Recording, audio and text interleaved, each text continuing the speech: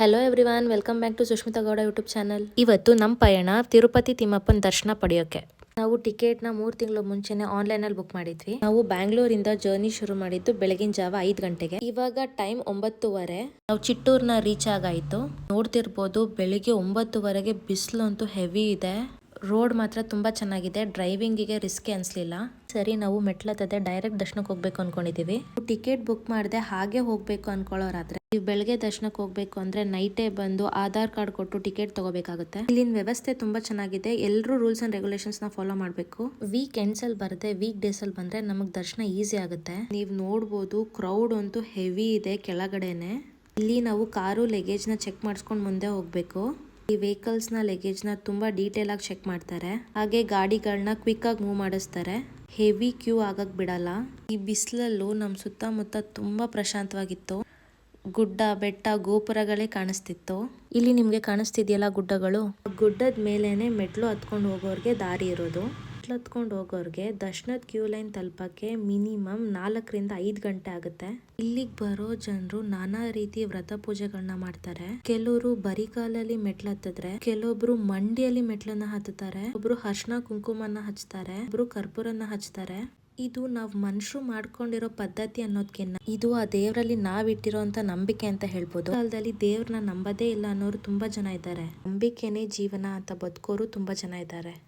ಭಕ್ತಿ ಯಾವ ರೀತಿಯಲ್ಲಾದ್ರೂ ಇರ್ಬೋದು. ಶುದ್ಧ ಮನ್ಸು, ಸತ್ಯ ಹಾಗೂ ನಂಬಿಕೆಯಿಂದ ತುಂಬಿದ್ರೆ ನಾವು ಪಟ್ಟಿರೋ ಕಷ್ಟಕ್ಕೆ ಪ್ರತಿಫಲ ಸಿಕ್ಕೇ ಸಿಗುತ್ತೆ. ಮೆಟ್ಲು ಹತ್ಕೊಂಡು ಹೋಗೋರು ಮೊದಲನೇ ಮೆಟ್ಲಿಗೆ ಪೂಜೆ ಮಾಡಿ, ನಿನ್ ದರ್ಶನಕ್ಕಂತ ಬರ್ತಿದೀವಿ, ಯಾವ್ದೇ ತರ ತೊಂದರೆ ಆಗದೆ ನಮ್ನ ಕಾಯಪ್ಪ ಅನ್ಕೊಂಡು ಹತ್ತುತ್ತಾರೆ. ನಾನು ಆಗ್ಲೇ ಹೇಳಿದ ತರ ನಾವ್ ಈ ಸರಿ ಮೆಟ್ಲು ಹತ್ತುತ್ತಿಲ್ಲ. ಯಾವುದೇ ರೀತಿ ಲಗೇಜ್ ನ ತಗೊಂಡ್ ಬಂದಿರ್ಲಿಲ್ಲ. ಲಗೇಜ್ ತಗೊಂಡ್ ಹೋಗೋರ್ಗೆ ಇಲ್ಲಿ ನಿಮ್ ಲಗೇಜ್ ನ ಚೆಕಿಂಗ್ ಅಲ್ಲಿ ಹಾಕಿದ್ರೆ ನೀವು ಬೆಟ್ಟ ತಲುಪೋಷ್ಟರಲ್ಲಿ ನಿಮ್ ಲಗೇಜ್ ಬೆಟ್ಟದ ಮೇಲಿರೋ ಲಗೇಜ್ ಕೌಂಟರ್ ಗೆ ಸೇರಿರುತ್ತೆ. ನೀವ್ ಅಲ್ಲಿ ನಿಮ್ ಲಗೇಜ್ ನ ಕಲೆಕ್ಟ್ ಮಾಡ್ಕೋಬಹುದು. ನಾವು ಲಗೇಜ್ ತರದೇ ಇರೋ ಕಾರಣ ಕಾರ್ ನ ಚೆಕ್ ಮಾಡಿಸ್ಕೊಂಡು ನಮ್ ಜರ್ನಿನ ಕಂಟಿನ್ಯೂ ಮಾಡಿದ್ವಿ.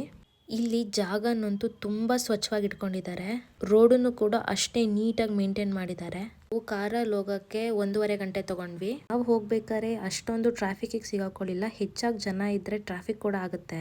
ತಿರುಪತಿಲಿ ಡ್ರೆಸ್ ಕೋಡ್ ಕಂಪಲ್ಸರಿ. ಹುಡುಗರು ಎಲ್ಲ ಪಂಚೆ ಹಾಕಿರ್ಲೇಬೇಕು. ಹುಡುಗಿಯರು ಸಲ್ವಾರ್ ಅಥವಾ ಸೀರೆನ ಹಾಕೋಬಹುದು. ಮೇಲ್ಗಡೆ ಪಾರ್ಕಿಂಗ್ ಗೆ ತುಂಬಾ ಜಾಗ ಇದೆ. ನಾವು ಕಾರ್ನ ಎಕ್ಸಿಟ್ ಗೇಟ್ ಅಲ್ಲಿ ಪಾರ್ಕ್ ಮಾಡಿ, ಆದಷ್ಟು ದೇವಸ್ಥಾನದ ಹತ್ರ ನೋಡ್ಕೊಂಡು ಪಾರ್ಕ್ ಮಾಡಿ. ಇಲ್ಲೊಂದು ವಾಡಿಕೆ ಇದೆ. ತಿರುಪತಿ ತಿಮ್ಮಪ್ಪನ ದರ್ಶನಕ್ಕೆ ಹೋಗಕ್ಕಿಂತ ಮುಂಚೆ ವರಹ ಸ್ವಾಮಿ ದರ್ಶನ ಪಡ್ಕೊಂಡು ಹೋಗ್ಬೇಕು ಅಂತ. ಅಂದ್ರೆ ವರಹ ಸ್ವಾಮಿ ಅನುಗ್ರಹ ತಗೊಂಡು ತಿರುಪತಿ ತಿಮ್ಮಪ್ಪನ ದರ್ಶನ ಮಾಡಬೇಕು ಅನ್ನೋದು ಇಲ್ಲಿನ ವಾಡಿಕೆ. ನಾವು ದರ್ಶನದ ಕ್ಯೂಗೆ 12 ಗಂಟೆಗೆ ರೀಚ್ ಆದ್ವಿ. ಒಳಗಡೆ ಚೆಕಿಂಗ್ ಎಲ್ಲ ಮುಗಿಸ್ಕೊಂಡು ಸುಮಾರು 3.5 ಗಂಟೆ ನಾವು ಕಾದ್ವಿ. ನಾವು ಹೋದಾಗ ಹೆಚ್ಚಾಗಿ ಜನ ಇರ್ಲಿಲ್ಲ, ಆದ್ರೂ 3.5 ಗಂಟೆ ತಗೊಳ್ತು. 3.5 ಗಂಟೆ ಹೇಗ್ ಹೋಯ್ತು ಅನ್ನೋದು ಗೊತ್ತಾಗ್ಲಿಲ್ಲ.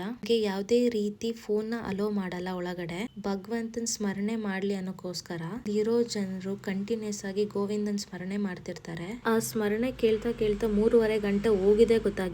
ಹಾಗೆ ನಾವಿರೋ ಕ್ಯೂ ಬ್ಲಾಕ್ ಅಲ್ಲಿ ನೀರು, ಪ್ರಸಾದ ಹಾಗೆ ವಾಶ್ರೂಮ್ ಫೆಸಿಲಿಟೀಸ್ ಕೂಡ ಇರುತ್ತೆ. ಮಕ್ಕಳಿಂದ ಹಿಡಿದು ವಯಸ್ಸಾದವ್ರಿಗೂ ಯಾರಿಗೂ ಪ್ರಾಬ್ಲಮ್ಸ್ ಆಗಬಾರ್ದು ಅಂತ ಈ ವ್ಯವಸ್ಥೆ ಮಾಡಿದ್ದಾರೆ.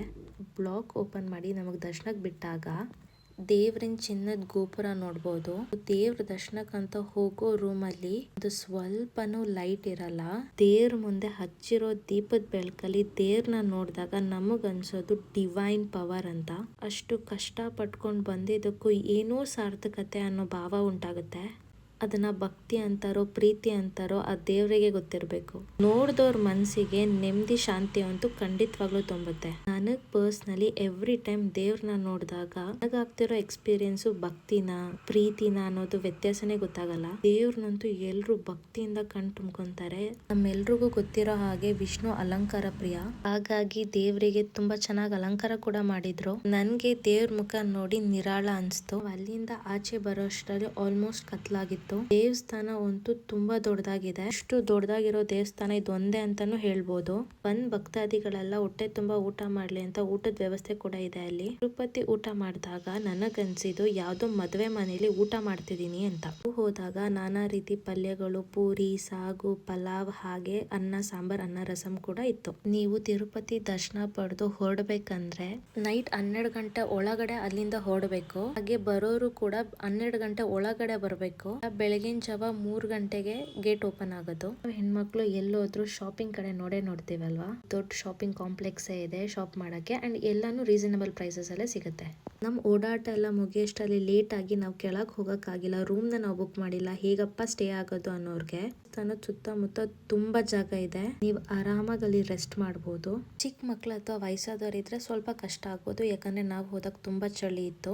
ನಮ್ ಪೇರೆಂಟ್ಸ್ಗೂ ಕೂಡ ಕಷ್ಟ ಆಯ್ತು. ಬೆಟರ್ ಅಂದ್ರೆ ರೂಮ್ ಬುಕ್ ಮಾಡ್ಕೊಳ್ಳೋದು. ನಾವು ಹೋದಾಗ ರೂಮ್ ಯಾವ್ದು ಅವೈಲೇಬಲ್ ಇರ್ಲಿಲ್ಲ, ನಾವು ಮುಂಚೆನೂ ಬುಕ್ ಮಾಡಿರ್ಲಿಲ್ಲ. ನಾವು ಕಾರ್ನ ದೇವಸ್ಥಾನದ ಹತ್ರ ಪಾರ್ಕ್ ಮಾಡಿದ್ವಿ, ಸೊ ನಾವು ಕಾರಲ್ಲಿ ರೆಸ್ಟ್ ಮಾಡಿದ್ವಿ. ನಿಮಗೆ ದೇವಸ್ಥಾನಕ್ಕೆ ಹೋಗೋ ಪ್ಲಾನ್ ಇದ್ರೆ ಬೆಟರ್ ಮುಂಚೆನೆ ರೂಮ್ ಕೂಡ ಬುಕ್ ಮಾಡ್ಕೊಳ್ಳಿ. ಈ ಕಂಟೆಂಟ್ ನಿಮಗೆ ಇಷ್ಟ ಆಗಿದ್ರೆ please do follow and share. Thanks for watching Sushmita YouTube channel. Bye.